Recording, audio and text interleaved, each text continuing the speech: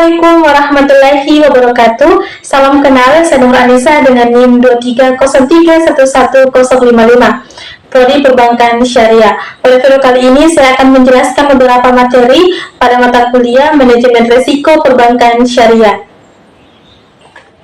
Materi yang pertama ada sejarah dan perkembangan perbankan syariah secara global. Perbankan syariah sebenarnya sudah memiliki akar sejak zaman Rasulullah Shallallahu Alaihi Wasallam, ketika masyarakat melakukan titipan, pinjaman, dan pengiriman uang berdasarkan prinsip amanah dan tanpa riba. Kemudian pada masa Bani Umayyah dan Abbasiyah, fungsi perbankan semakin maju, terutama dengan adanya saraf atau penukaran uang dan penggunaan cek atau sat. Setelah memasuki era modern, upaya menghidupkan kembali sistem keuangan tanpa riba dimulai di tahun 1940 sampai 1960 melalui pemikiran para ulama dan ekonomi. Implementasi nyatanya muncul di tahun 1963 dengan Wikram di Mesir. Setelah itu berdiri Dubai Islamic Bank dan Islamic Development Bank yang memperluas jaringan global.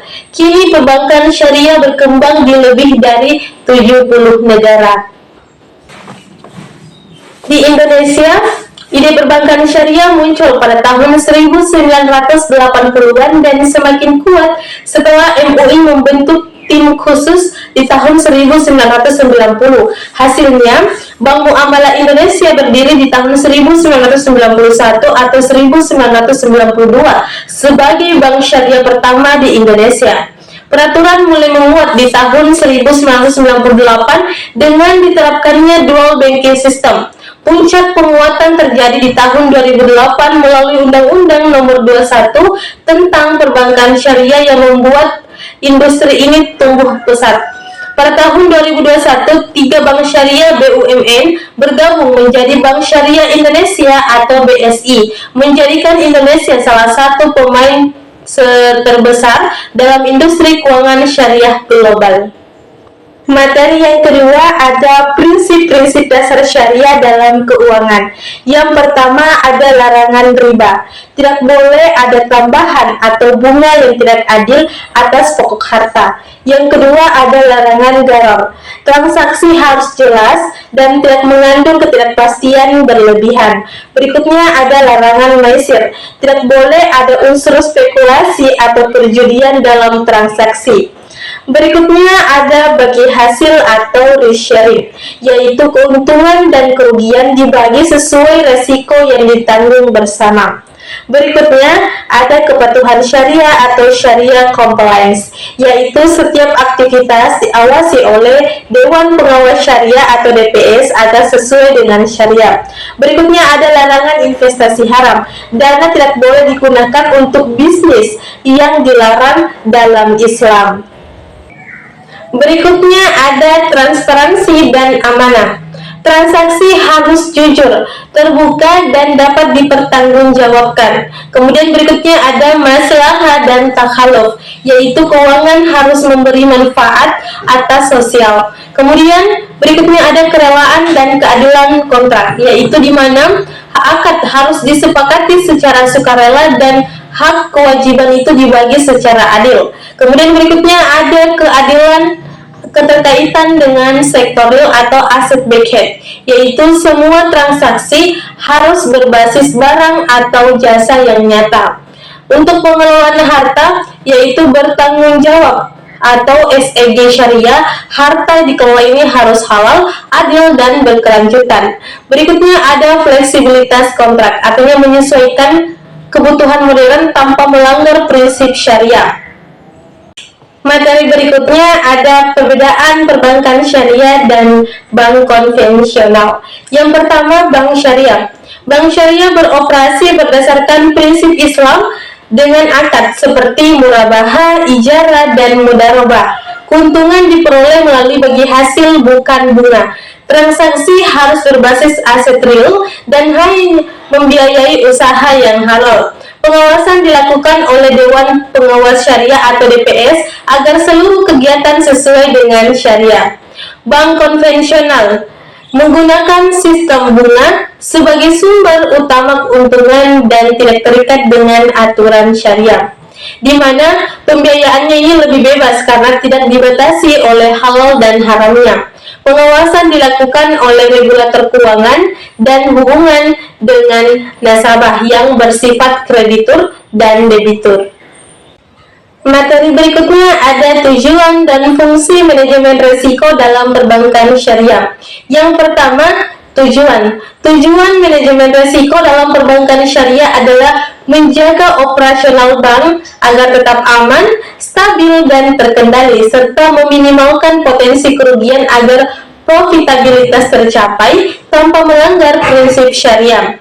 Untuk fungsinya meliputi identifikasi, pengukuran, pemantauan, dan pengendalian risiko menggunakan indikator seperti MPF, BOPO, FDR, dan NOM.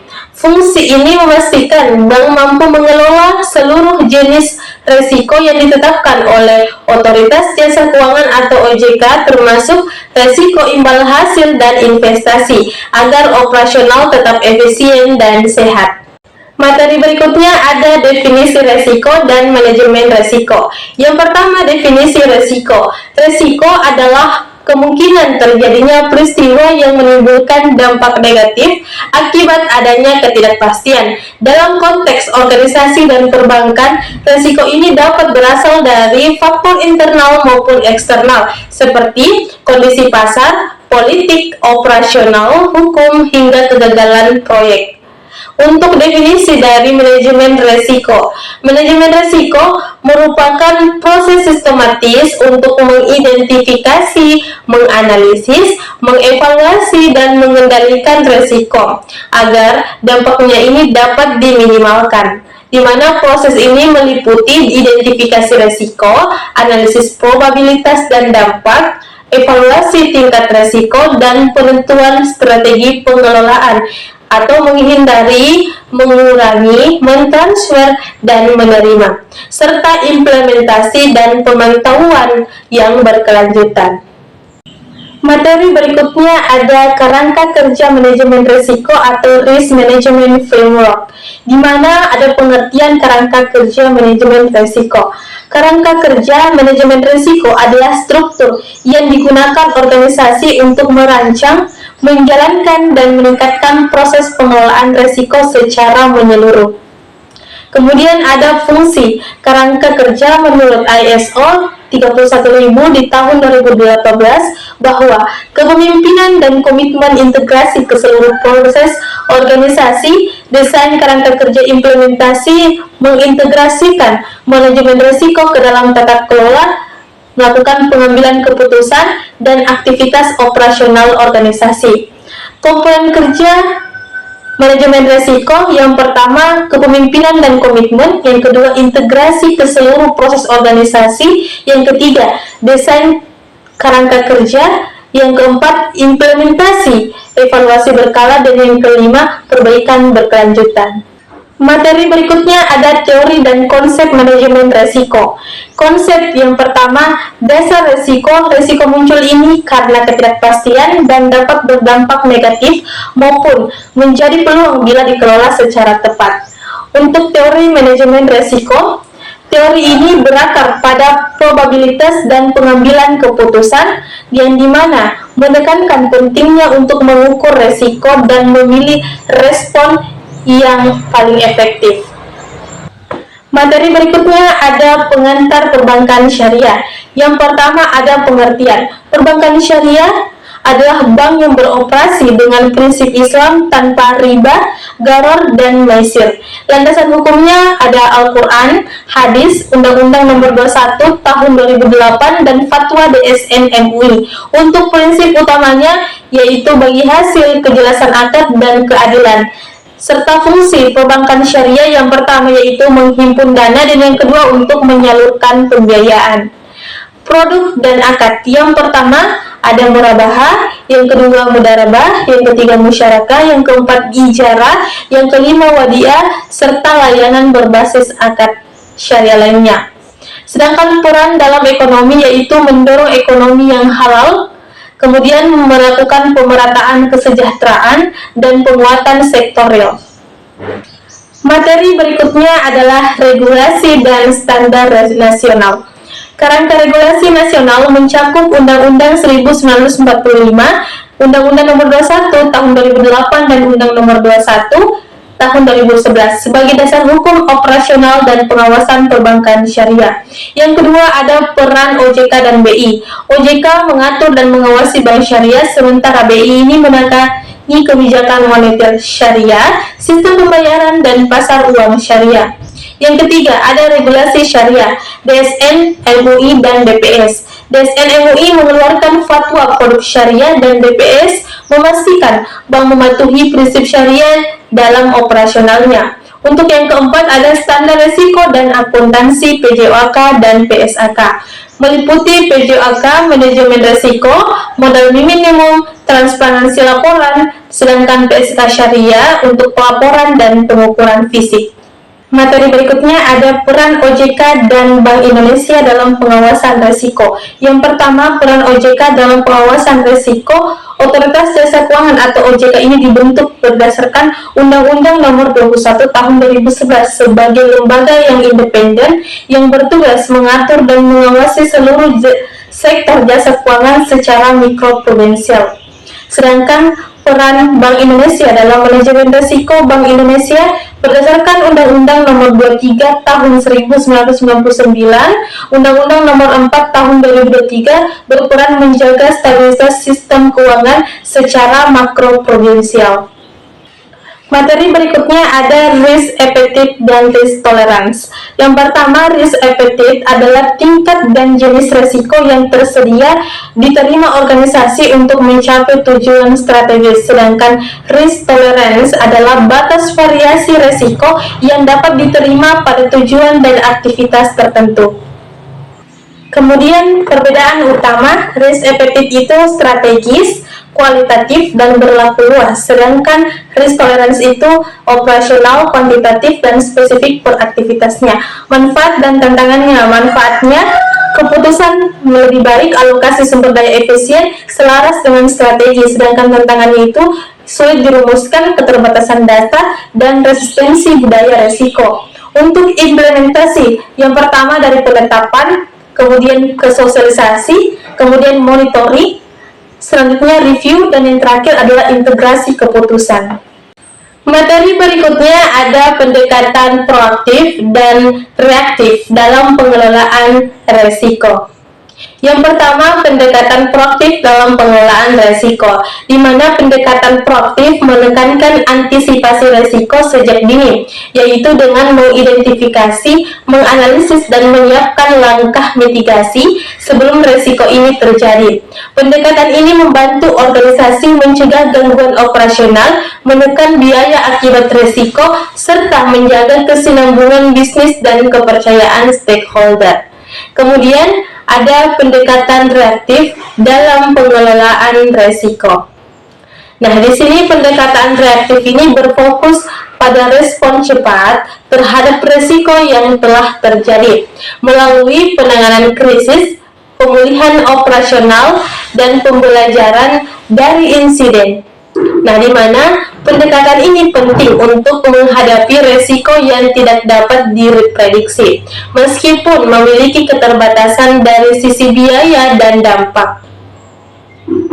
Nah, kemudian di sini dalam integrasi pendekatan proaktif dan reaktif ada pendekatan hybrid. Manajemen risiko yang efektif mengintegrasikan pendekatan proaktif dan reaktif. Untuk penerapan dan manfaat, integrasi kedua pendekatan memungkinkan untuk organisasi lebih tangguh atau resilient, siap menghadapi krisis, serta mampu menjadikan pengalaman ini atau pengalaman insiden sebagai dasar perbaikan berkelanjutan dalam sistem manajemen risiko. Materi berikutnya ada standar OOIV, IFCB, dan Basel III. Yang pertama, standar OOIV atau Accounting and Auditing Organization for Islamic Financial Institution. Yang pertama, OIV ini adalah organisasi internasional nirlaba yang menyusun standar akuntansi, audit, tata kelola, etika, dan syariah bagi lembaga keuangan Islam. Standar OIV ini bertujuan memastikan Praktik keuangan syariah ini sesuai dengan prinsip Islam dan dapat diterima secara global. Hingga kini, OIV telah menerbitkan berbagai standar akuntansi, audit, kode etik, dan tata kelola untuk mendukung transparansi dan keseragaman pelaporan keuangan syariah.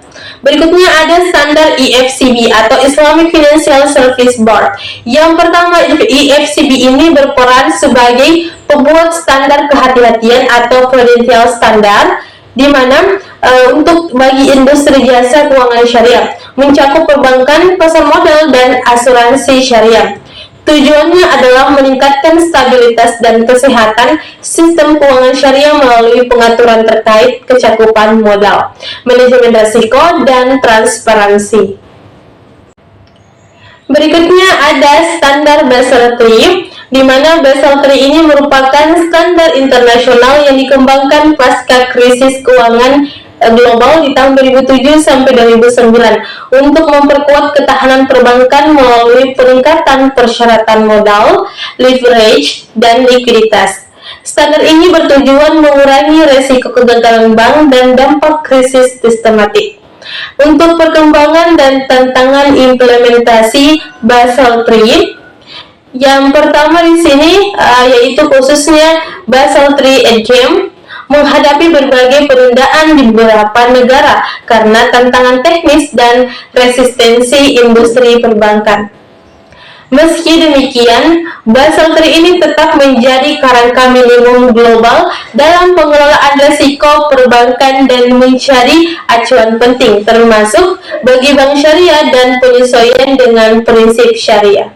Ada regulasi internal bank syariah. Yang pertama ada pengertian regulasi perbankan. Regulasi perbankan adalah sekumpulan aturan, standar, dan pedoman yang ditetapkan oleh pemerintah atau bank sentral untuk mengatur dan mengawasi lembaga perbankan dan keuangan.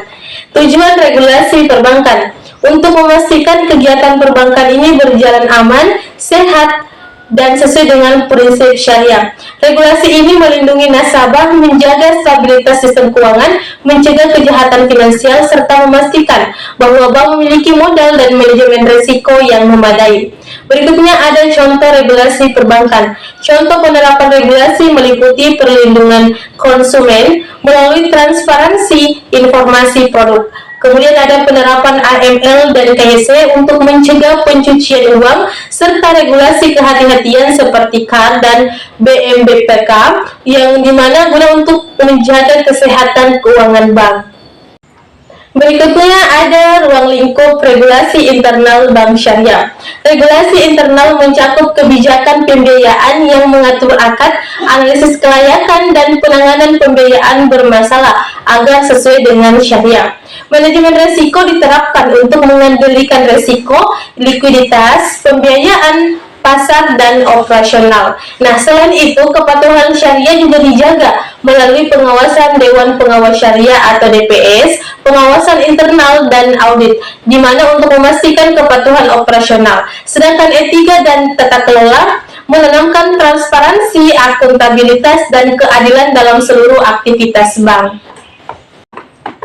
Materi berikutnya ada audit syariah dan kepatuhan regulasi. Yang pertama, definisi audit syariah. Audit syariah adalah proses pemeriksaan yang sistematis, independen, dan objektif untuk memastikan seluruh aktivitas produk dan transaksi lembaga keuangan syariah sesuai dengan prinsip hukum Islam, yaitu bebas riba, gharar, dan maisir. Audit ini tidak hanya menilai aspek keuangan, tetapi juga nilai moral, etika, dan maqasid syariah. Tujuan utama audit syariah. Tujuan utama audit syariah meliputi menjamin kepatuhan syariah, menjaga kepercayaan dan lembaga reputasi, kemudian meningkatkan efisiensi dan efektivitas operasional, serta menjadi dasar pelaporan dan pengawasan oleh Dewan Pengawas Syariah atau DPS. Dengan audit syariah, integritas dan akuntabilitas lembaga keuangan syariah dapat terjaga. Berikutnya ada peran audit syariah, di mana audit syariah di sini berperan penting dalam tata kelola lembaga keuangan syariah karena mendorong transparansi, akuntabilitas, dan tanggung jawab manajemen. Tidak hanya pada kinerja finansial, tetapi juga pada nilai-nilai Islam. Pelaksanaan audit juga konsisten meningkatkan kepercayaan nasabah dan investor, serta memperkuat daya saing lembaga secara nasional dan global. Kepatuhan syariah atau Sharia Compliance merupakan kewajiban bank syariah untuk menjalankan seluruh kegiatan sesuai dengan fatwa DSN MUI dan regulasi OJK atau BI yang diawasi oleh DPS. Kepatuhan ini menjadi fondasi utama dalam membangun kredibilitas, stabilitas, dan keberlanjutan lembaga keuangan syariah. Untuk materi berikutnya ada resiko pembiayaan atau credit risk, yang dimana resiko pembiayaan adalah resiko terjadinya gagal bayar atau default oleh nasabah atas kewajiban yang telah disepakati dalam akad pembiayaan. Yang kedua ada financing to deposit ratio atau FDR, yang dimana FDR ini digunakan oleh Bank Indonesia untuk menilai apakah bank syariah menjalankan fungsi intermediasinya dengan baik. Selanjutnya di sini ada jenis akad pembiayaan pada bank syariah, di mana pembiayaan bank syariah terbagi menjadi akad berbasis utang atau murabahah, salam, istisna, ijarah, dan qardul hasan, dan akad berbasis ekuitas yaitu mudharabah dan musyarakah. Nah, kemudian ada resiko pembiayaan bank syariah berdasarkan jenis akadnya. Yang pertama, murabahah atau istisna, resiko muncul ketika aset sudah diserahkan. Untuk akad salam, resiko terjadi jika nasabah gagal menyerahkan barang sesuai waktu. Mudharabah, resiko ketidakpastian keuntungan, sedangkan wadiah atau ijarah ini resiko kerusakan aset atau jasa tidak produktif. Untuk materi berikutnya ada resiko pasar atau market risk. Pengertian resiko pasar. Resiko pasar ini adalah potensi kerugian bank akibat pergerakan harga pasar yang tidak menguntungkan seperti harga komoditas, ekuitas, dan nilai tukar. Nah, ada resiko pasar pada bank syariah, di mana bank syariah tidak menghadapi resiko suku bunga secara langsung. Nah, selanjutnya di sini ada jenis resiko pasar. Resiko pasar meliputi resiko suku bunga, resiko ekuitas, resiko nilai tukar, dan resiko komoditas. Ada faktor resiko pasar, yaitu dipengaruhi oleh kondisi ekonomi, perubahan kebijakan moneter, gejolak politik, resesi, dan peristiwa global lainnya. Nah, untuk pengelolaan resiko pasar, yaitu dilakukan dengan menentukan toleransi resiko, diversifikasi aset, dan lindung nilai atau hedging, dan kemudian membantu perkembangan pasar dan menghindari keputusan yang tergesa-gesa. Nah, selanjutnya di sini ada jenis resiko pasar. Resiko pasar meliputi materi berikutnya ada resiko likuiditas atau liquidity risk, yang dimana ada pengertian risiko likuiditas.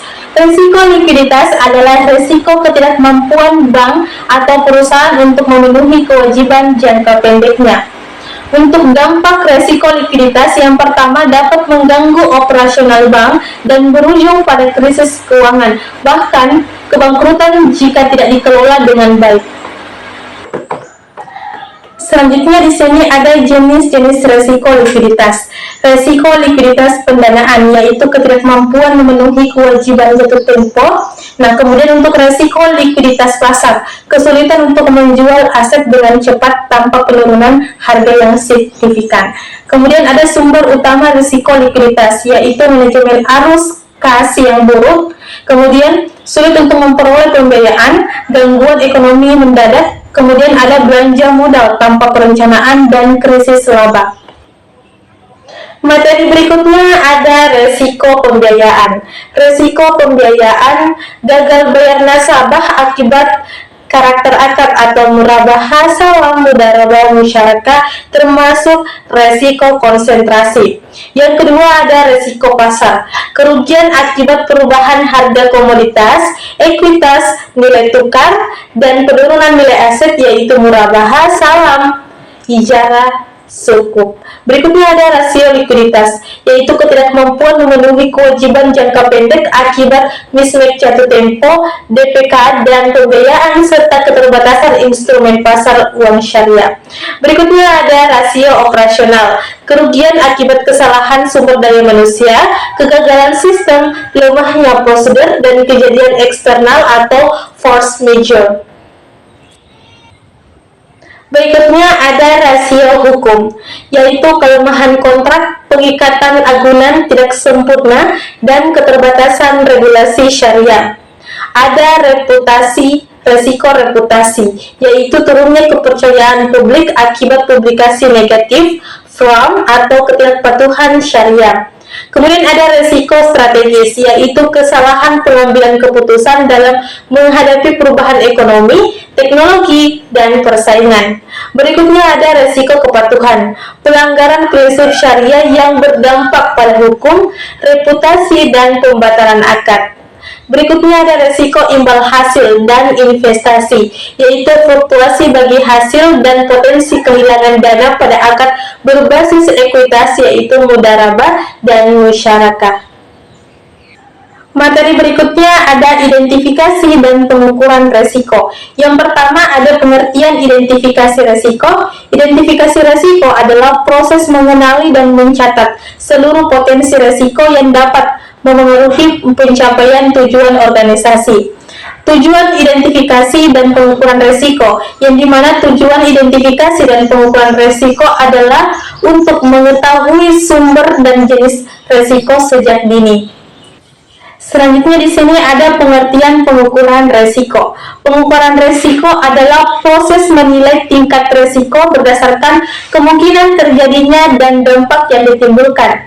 Ada alat pengukuran resiko, yaitu matris resiko dari rendah, sedang, dan tinggi. Kemudian ada penilaian kualitatif dan kuantitatif, serta ada indikator resiko utamanya. Materi berikutnya ada akad syariah dan implikasi resiko. Akad murabahah, resiko kerugian usaha ditanggung pemilik dana. Untuk akad musyarakah, resiko kerugian usaha ditanggung bersama sesuai dengan porsi modal yang disertakan. Untuk akad murabahah, resiko pembiayaan muncul ketika nasabah tidak mampu memenuhi kewajiban pembiayaan. Nah, kemudian untuk akad ijarah, resiko kerusakan aset yang disewakan dan resiko gagal bayar sewa. Untuk akad wadiah, di mana resiko likuiditas akibat dana titipan dapat ditarik kapan saja oleh nasabah. Materi berikutnya ada resiko operasional atau operational risk. Pengertian resiko operasional. Resiko operasional adalah resiko kerugian akibat kegagalan proses internal atau kesalahan manusia, sistem yang tidak memadai, atau peristiwa eksternal.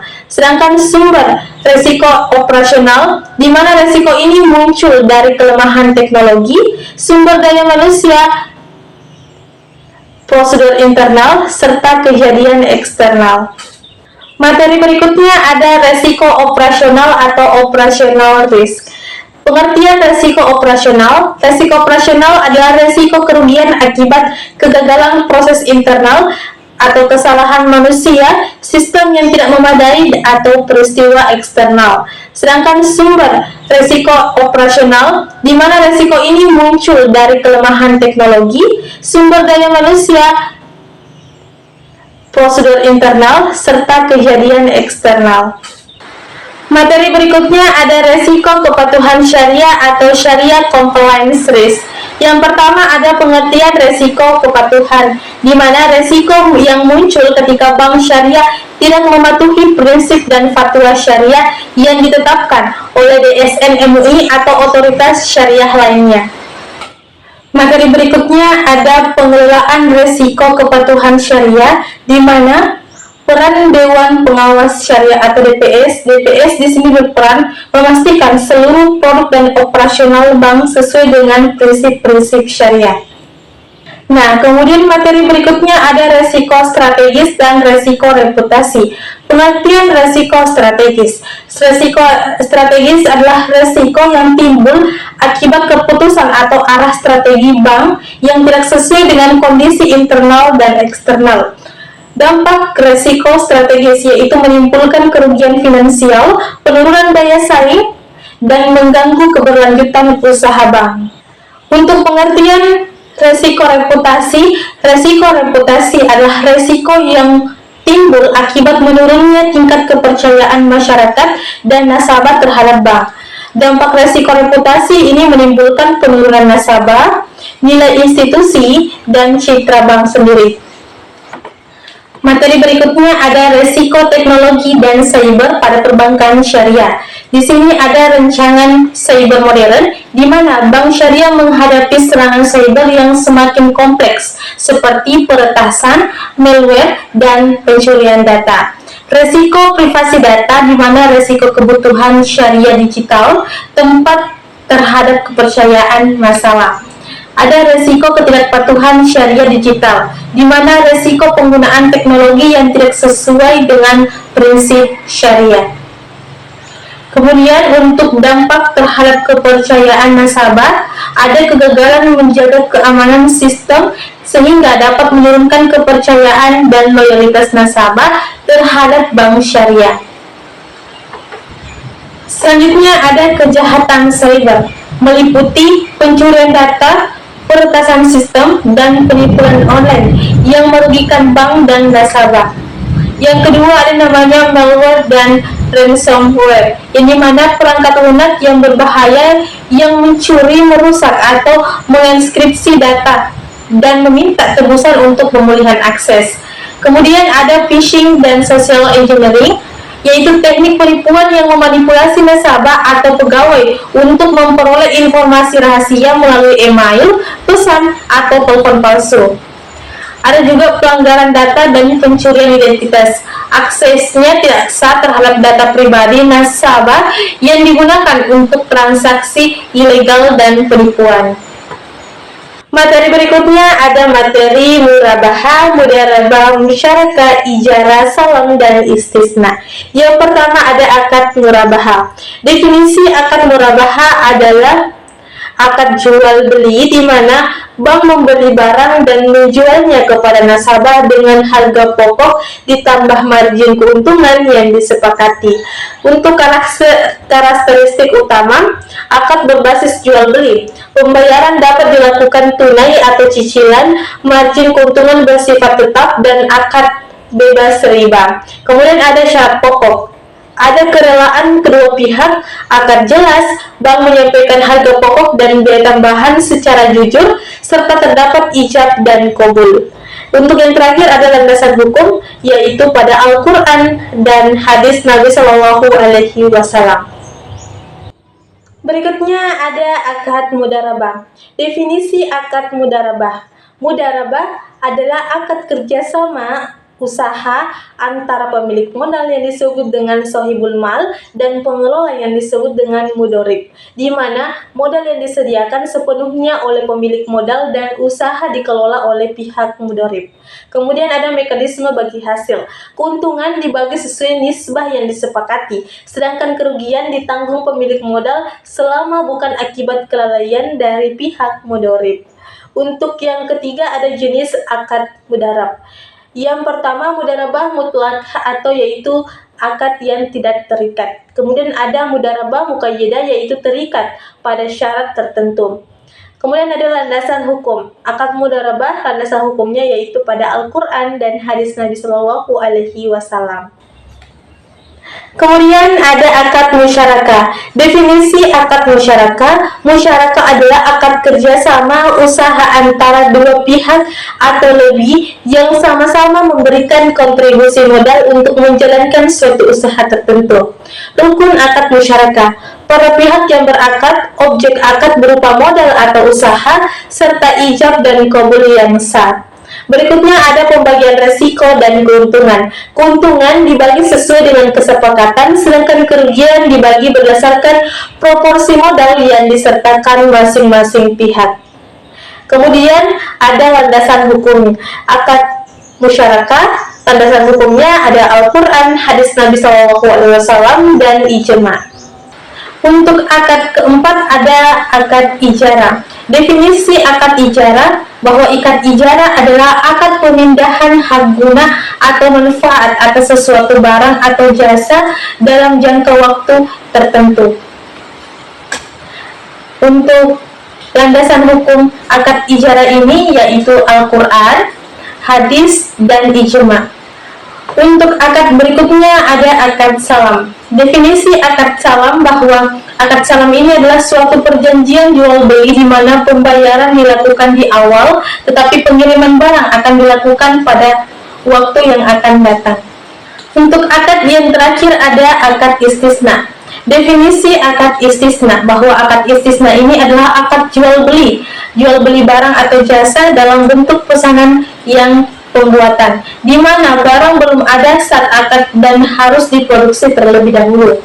Untuk landasan hukumnya yaitu Al-Quran, hadis, dan ijma. Materi berikutnya ada resiko spesifik pada setiap akad. Yang pertama ada akad murabaha. Resiko murabaha meliputi gagal bayar nasabah, kerusakan atau penolakan barang, serta resiko harga karena harga jual bersifat tetap setelah akad. Kemudian ada akad mudarabah. Resiko utama akad mudarabah adalah penyalahgunaan dana, ketidakjujuran laporan usaha, dan pembiayaan macet akibat keterbatasan pengawasan bank. Kemudian berikutnya ada akad musyarakah. Resiko dalam akad musyarakah yaitu mencakup kerugian usaha, resiko likuiditas akibat sulitnya penarikan modal, resiko pasar karena fluktuasi harga, serta resiko manajemen akibat pengelolaan usaha yang kurang optimal. Selanjutnya ada akad ijarah. Resiko ijarah meliputi gagal bayar nasabah yang mengganggu arus kas bank, resiko operasional akibat kesalahan sistem atau human error, serta resiko strategik yaitu dapat menimbulkan kerugian jangka panjang.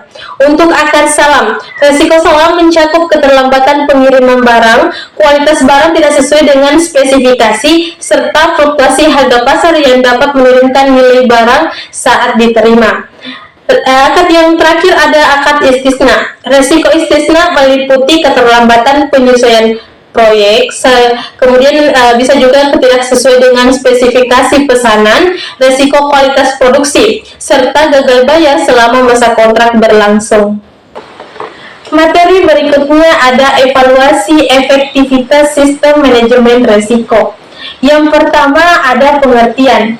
Pengertian evaluasi aktivitas sistem manajemen risiko adalah proses untuk menilai sejauh mana seluruh komponen manajemen risiko ini berjalan sesuai standar. Kemudian tujuan. Evaluasi ini bertujuan untuk memastikan kesesuaian sistem dengan regulasi, mendeteksi kelemahan, menilai efektivitas mitigasi, dan mendukung perbaikan berkelanjutan untuk meningkatkan kinerja dan stabilitas organisasi. Nah, selanjutnya pentingnya evaluasi dengan evaluasi yang efektif. Organisasi dapat mengelola risiko secara proaktif sehingga mengurangi kerugian. Cara evaluasi, yang pertama tentukan ruang lingkup evaluasi. Yang kedua, kumpulkan data melalui dokumentasi, observasi, dan laporan. Yang ketiga, analisis gap antara praktik dan standar. Berikutnya, nilai efektivitas menggunakan KRI, KPI, atau audit. Nah, berikutnya susun rekomendasi perbaikan dan pastikan tindak lanjut itu diterapkan. Untuk materi berikutnya ada globalisasi dan digitalisasi. Globalisasi adalah proses menyatunya dunia melalui pertukaran informasi, barang, jasa, teknologi, dan budaya tanpa batas geografis sehingga interaksi antar negara menjadi lebih cepat dan lebih mudah. Kemudian digitalisasi adalah proses mengubah aktivitas, layanan, dan sistem dari bentuk manual atau analog menjadi berbasis digital melalui teknologi informasi.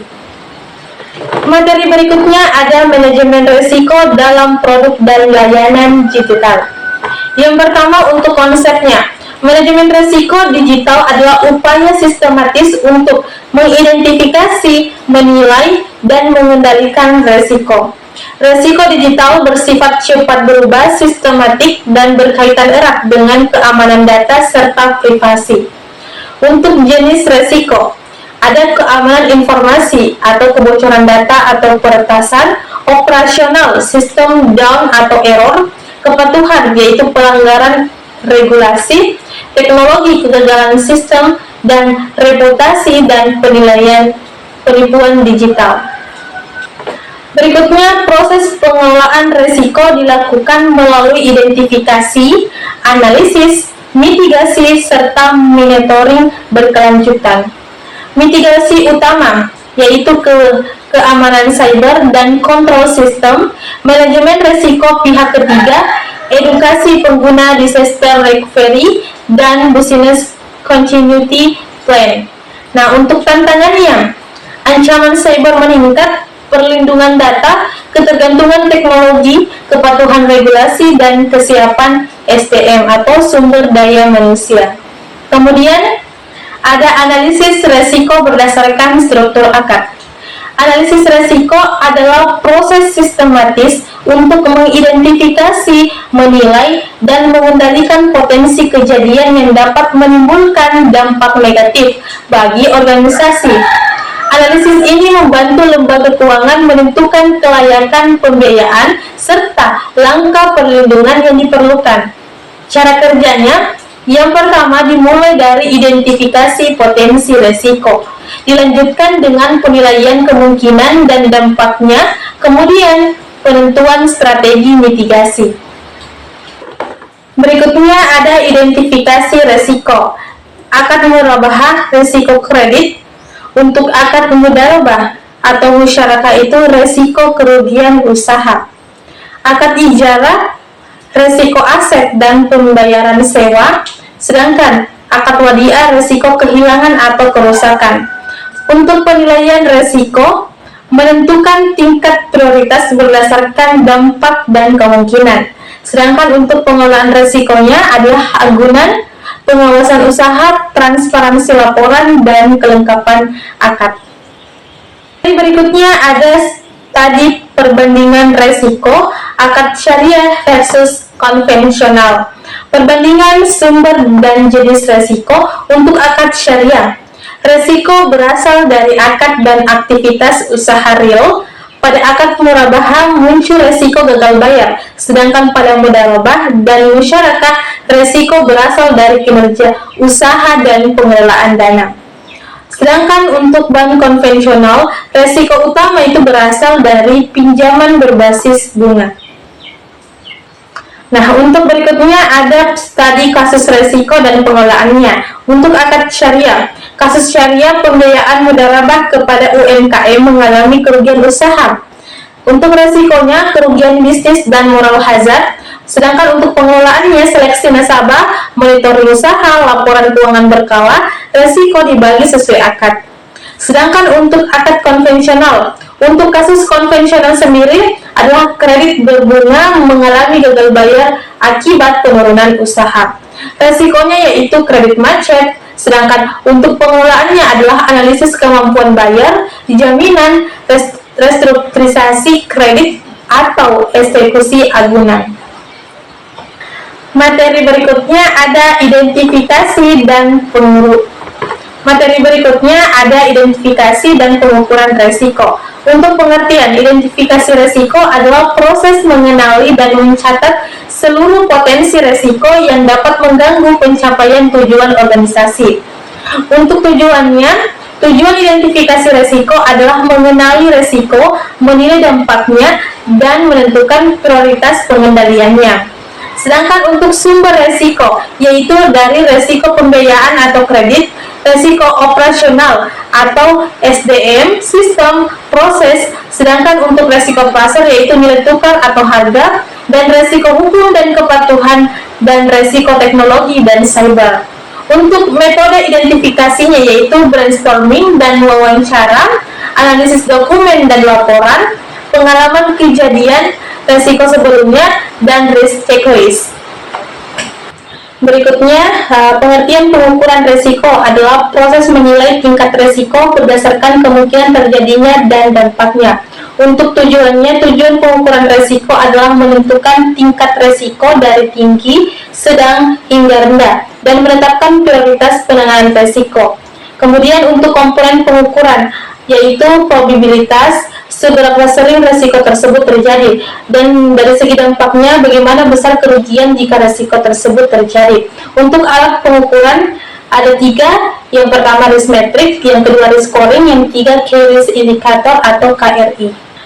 Materi berikutnya ada metode kuantitatif dan kualitatif. Yang pertama untuk kuantitatif. Kuantitatif menggunakan data angka dan statistik untuk menguji hubungan antar variabel dan melakukan generalisasi dengan desain terstruktur dan analisis di akhir penelitian. Untuk penelitian kualitatif, kualitatif menggunakan data non-angka untuk memahami fenomena secara mendalam, menekankan makna dan proses dengan desain fleksibel dan analisis sepanjang penelitian. Intinya, kuantitatif ini fokus pada pengukuran dan objektif, sedangkan kualitatif fokus pada pemahaman dan kedalaman. Materi berikutnya ada penggunaan risk indicator dan risk mapping. Nah, yang pertama untuk risk indicator atau key risk indicator atau KRI. Key risk indicator ini atau KRI adalah indikator kuantitatif maupun kualitatif yang digunakan sebagai peringatan dini untuk mendeteksi potensi resiko sebelum berdampak serius pada perusahaan. KRI membantu manajemen dalam mengidentifikasi, memantau, dan mengendalikan resiko yang dapat menghambat pencapaian tujuan organisasi.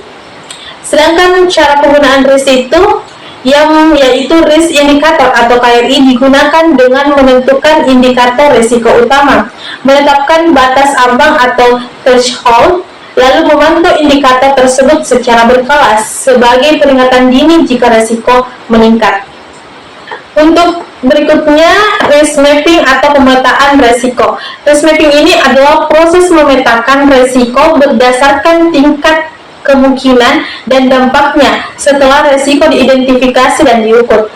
Peta risiko ini digunakan untuk menentukan prioritas dan penanganan risiko, mengingat keterbatasan sumber daya perusahaan. Nah, kemudian untuk cara penggunaan risk mapping ini, di mana risk mapping ini digunakan dengan memetakan tingkat resiko berdasarkan tingkat kemungkinan dan dampaknya ke dalam peta resiko untuk menentukan prioritas dan penanganan dan strategi mitigasi yang tepat. Materi berikutnya ada penilaian resiko atau risk assessment dan risk scoring. Yang pertama, risk assessment, proses sistematis untuk menilai resiko berdasarkan kemungkinan terjadinya dan besarnya dampak guna menentukan tingkat dan prioritas resiko. Penilaian resiko ada LORR atau likelihood of risk realization, mengukur frekuensi atau peluang terjadinya resiko dengan skala 0-5 dari tidak mungkin hingga sangat sering terjadi. Yang kedua ada risk impact atau dampak resiko, menilai besarnya dampak resiko terhadap biaya, waktu, atau tujuan jika resiko terjadi, juga menggunakan skala 0-5. Kemudian ada risk rating atau risk scoring. Risk rating ini diperoleh dari perkalian LORR dan risk impact. Sedangkan risk scoring mengubah hasil tersebut menjadi nilai numerik untuk memprioritaskan dan menentukan respon resiko. Kemudian dari risk scoring ini adalah metode kuantitatif untuk menilai resiko dengan memberi skor numerik berdasarkan kemungkinan dan dampaknya, sehingga memudahkan penentuan prioritas resiko. Penilaian resiko yang pertama yaitu menentukan skor, menghitung resiko dari kemungkinan dan dampak. Kemudian yang kedua, kuantifikasi resiko, jadi mengubah resiko kualitatif menjadi nilai angka. Dan yang ketiga, prioritas resiko, menentukan resiko paling kritis untuk ditangani. Dan yang terakhir ada dasar keputusan, menjadi acuan mitigasi dan alokasi sumber daya. Materi berikutnya ada strategi diversifikasi dan hedging syariah. Yang pertama, strategi diversifikasi.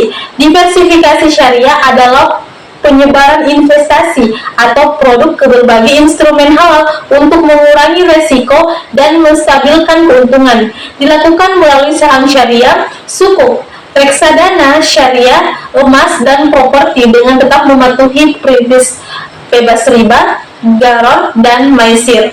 Untuk hedging syariah ini adalah strategi lindung nilai untuk mengurangi resiko fluktuasi harga atau nilai tukar dengan mekanisme sesuai dengan prinsip Islam, seperti wa'ad dan transaksi berbasis underlying. Nah, tujuannya apa? Tujuannya untuk menjaga stabilitas keuangan tanpa unsur spekulasi. Berikutnya ada penggunaan takaful dan ritakaful. Yang pertama, takaful. Takaful itu apa? Takaful adalah asuransi syariah berbasis tolong-menolong atau biasa disebut dengan ta'awun dan saling menanggung resiko melalui dana tabarruk. Prinsip utamanya melalui saling bertanggung jawab, bekerja sama, dan saling melindungi dengan model pengelolaan mudharabah, wakalah, atau musyarakah. Takaful terbagi menjadi takaful keluarga, yaitu jiwa atau tabungan jangka panjang, dan takaful umum, yaitu perlindungan resiko jangka pendek. Untuk retakaful atau ritakaful ini adalah pengelolaan ulang resiko oleh perusahaan asuransi syariah kepada resuladur syariah dengan prinsip risk sharing. Tujuannya apa? Tujuannya untuk mengurangi beban resiko besar dan menjaga stabilitas keuangan perusahaan. Secara umum, ritakaful ini membantu mitigasi resiko meskipun tidak melalui dampak signifikan yang secara langsung pada kinerja keuangan. Materi berikutnya ada internal control dan SOP. Yang pertama, internal control. Internal control adalah sistem pengendalian untuk memastikan operasional ini berjalan efektif, aset aman, laporan akurat, dan patuh terhadap regulasi. Fungsi internal control dalam perusahaan yang pertama, transparansi dan laporan tepat waktu, memisahkan tugas, mitigasi risiko, dan efisiensi dan performa bisnis. Untuk SOP atau standar operasi produser, yaitu pedoman kerja tertulis agar setiap proses dilakukan secara konsisten, terstandar, dan sesuai dengan kebijakan. Penerapan SOP.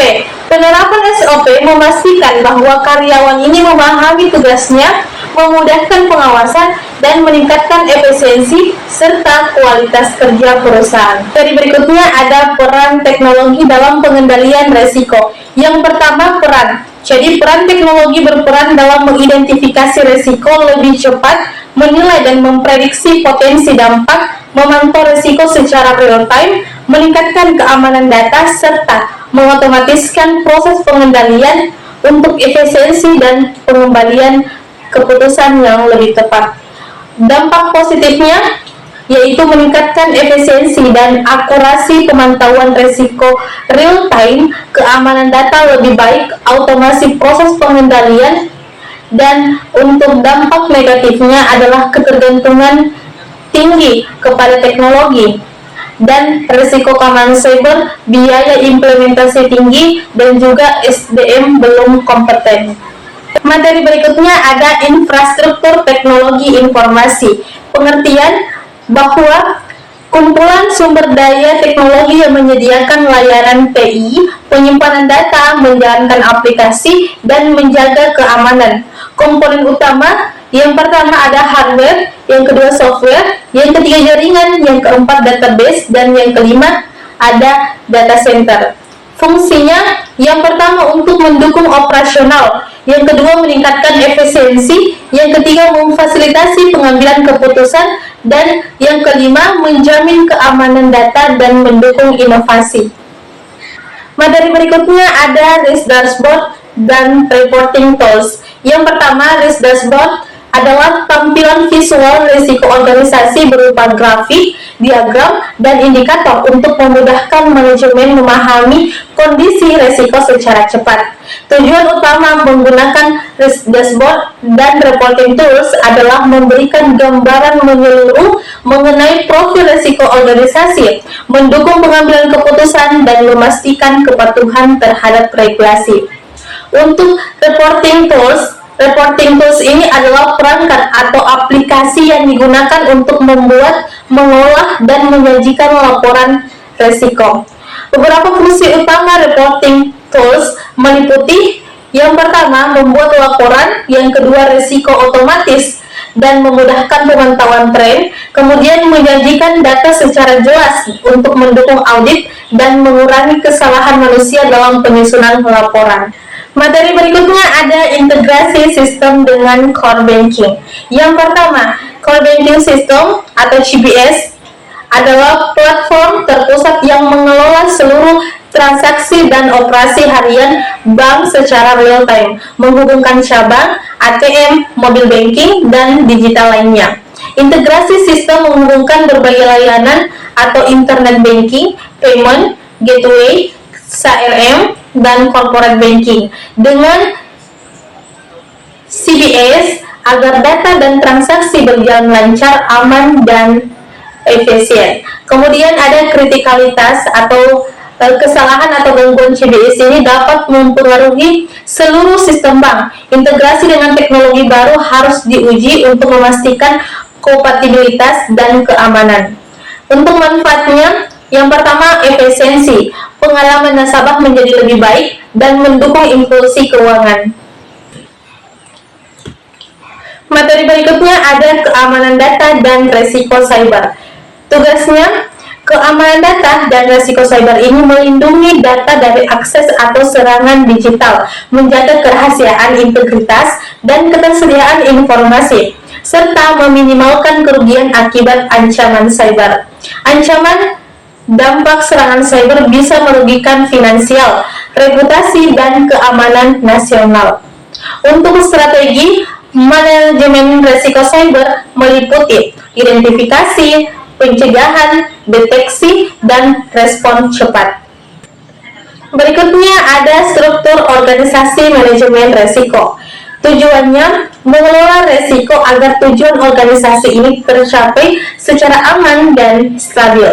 Level tertinggi ada di Dewan Komisaris dan Direksi. Kemudian ada komite pendukung, yaitu Komite Manajemen Risiko dan Audit.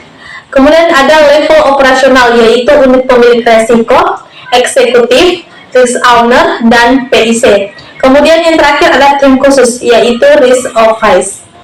Nah, selanjutnya ada peran direksi, komite risiko, dan DPS. Yang pertama, peran direksi, yaitu memimpin operasional dan strategi bank, memastikan kepatuhan syariat, serta melindungi kepentingan pemilik dan stakeholder, dan bertanggung jawab atas pengambilan keputusan strategis dan pelaksanaan rencana bisnis. Kemudian yang kedua ada peran komite risiko, yaitu membantu Dewan Komisaris memantau dan mengelola risiko, menetapkan risk appetite, dan menyusun kebijakan serta memberikan rekomendasi untuk menjaga risiko tetap terkendali. Nah, kemudian untuk peran DPS. Nah, DPS di sini berperan untuk mengawasi kepatuhan bank terhadap prinsip syariah, memberikan arahan, opini, dan saran terkait produk dan prosedur agar sesuai dengan fatwa dan prinsip Islam. Materi berikutnya ada budaya risiko atau risk culture. Definisi budaya risiko. Jadi budaya risiko atau risk culture ini adalah perilaku, sikap, dan kesadaran seluruh sumber daya manusia dalam organisasi terhadap risiko yang tercermin dalam mereka mengambil keputusan, menjalankan tugas, dan berinteraksi sehari-hari untuk memastikan bahwa risiko ini dikenali, dikelola, dan diminimalkan secara efektif. Untuk penerapan konsisten, budaya risiko diterapkan melalui pelatihan, komunikasi, dan prosedur yang jelas di seluruh organisasi. Manfaatnya apa? Manfaatnya untuk meningkatkan kesiapan menghadapi risiko, meminimalkan dampak, dan mendukung keberlanjutan bisnis. Berikutnya ada pelatihan dan sertifikasi SDM risiko. Yang pertama, definisi. Program untuk meningkatkan kompetensi SDM dalam mengidentifikasi, menilai, dan mengelola risiko sesuai dengan standar nasional dan internasional. Tujuannya untuk meningkatkan kemampuan SDM. Yang kedua, mendukung implementasi manajemen risiko. Yang ketiga, meningkatkan daya saing. Kemudian ada contoh sertifikasi.